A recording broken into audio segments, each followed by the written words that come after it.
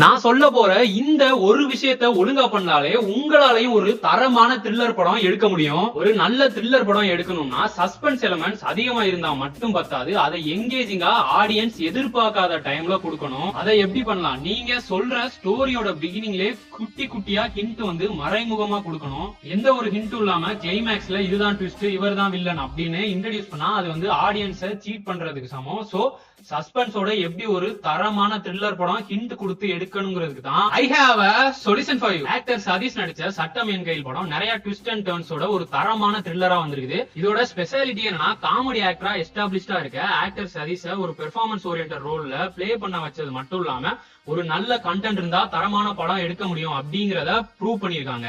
அதோட இந்த படத்தோட லொகேஷன்ஸ் மோஸ்ட்லி ஹில் ஸ்டேஷன்ல இருக்கனால சினிமாட்டோகிராஃபி ஆஸ்பெக்ட்ஸ்லயும் நிறைய விஷயங்கள் கத்துக்கிற மாதிரி இருந்துச்சு. செப்டம்பர் 27 நாளைக்கு சட்டம் என் கையில் படம் ரிலீஸ் ஆகுது. சோ ஒரு நல்ல படம் எடுக்கணும்